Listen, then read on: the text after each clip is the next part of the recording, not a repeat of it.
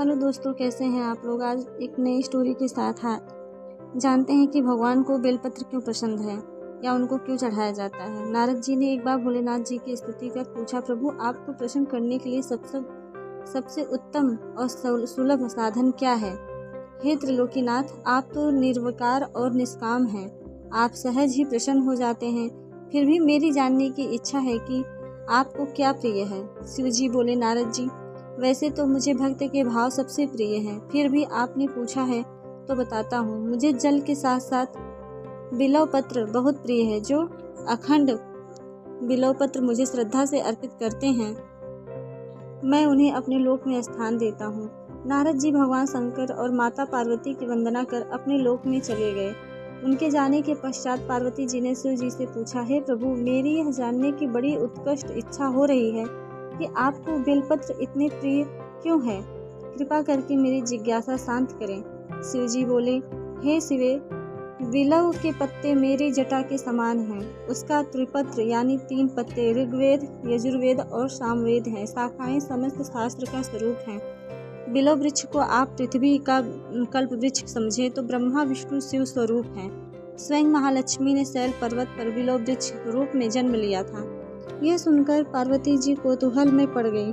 उन्होंने पूछा, देवी लक्ष्मी ने आखिर बिल्व पत्र का रूप क्यों लिया। आप यह कथा विस्तार से कहें। भोलेनाथ ने देवी पार्वती को कथा सुनानी शुरू की। हे देवी, सतयुग में ज्योति रूप में मेरे अंश का रामेश्वर लिंग था। ब्रह्मा आदि देवों ने उसका विधि पूजन अर्चन किया था। फलतः मेरे अनुग्रह से वाग्देवी सबकी प्रिया हो गई।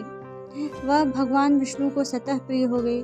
मेरे प्रभाव से भगवान केशव के मन में वाग्देवी के लिए जितनी प्रीति हुई वह स्वयं लक्ष्मी को नहीं भाई। अतः लक्ष्मी देवी चिंतित और रुष्ट होकर परम उत्तम श्री शैल पर्वत पर चली गई।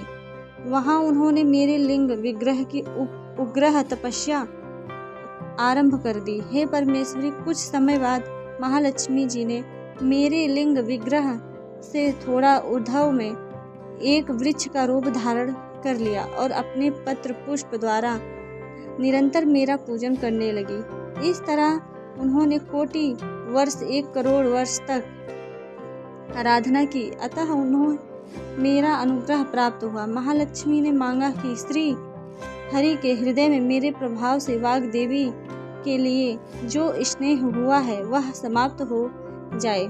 शिव जी बोले, मैंने महालक्ष्मी को समझाया कि श्री हरि के हृदय में आपके अतिरिक्त किसी और के लिए कोई प्रेम नहीं है। वाग्देवी के प्रति तो उनकी श्रद्धा है।